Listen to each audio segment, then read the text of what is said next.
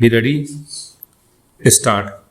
We thus hold that when the corporation takes steps for recovery of the amount by resorting to the provisions of Section 29 of the Act, the limitation period for recovery of the balance amount would start only after adjusting the proceeds from the sale of assets of the industrial concern. Stop. As the corporation would be in a position to know as to whether there is a shortfall or there is excess amount realized only after the sale of the mortgage oblique hypothecated assets. Stop.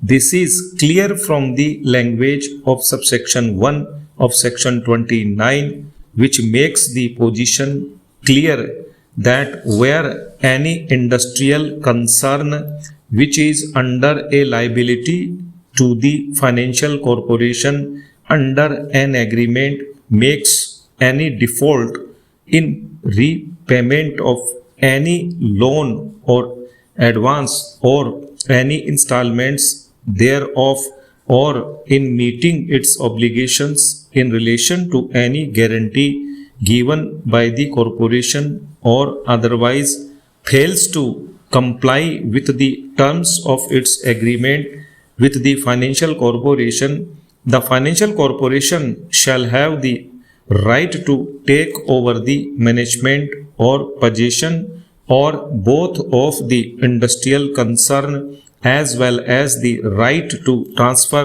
by way of lease or sale and realize the property placed, mortgaged, hypothecated or assigned to the financial corporation. Stop.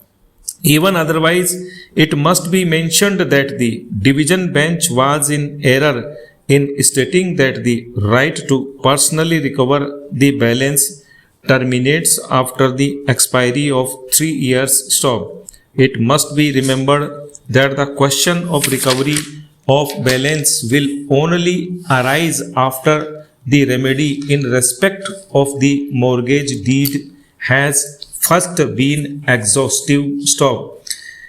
If a mortgage suit was to be filed, the period of limitation would be 12 years. Stop. In such a suit, a prayer can also be made for a personal decree on the sale proceeds being insufficient. Stop. It is thus clear that merely because the corporation acted under section 29 of the State Financial Corporation Act did not mean that the contract of indemnity came to an end. Stop. Section 29 merely enabled the corporation to take possession and sell the assets for recovery of the dues under the main contract. Stop.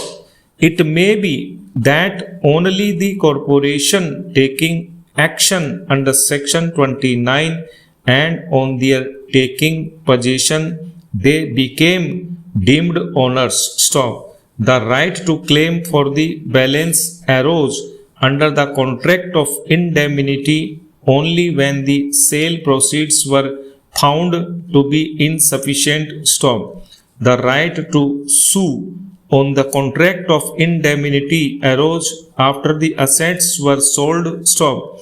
The present case would fall under Article 55 of the Limitation Act 1963, which corresponds to old Articles 115 and 116 of the Old Limitation Act 1908. Stop.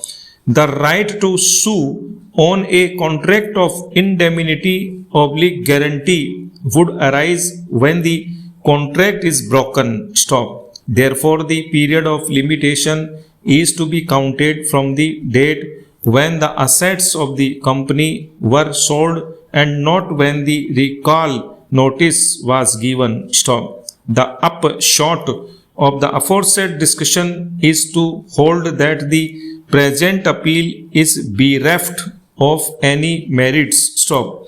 Upholding the judgment of the High Court, we dismiss the instant appeal. Stop.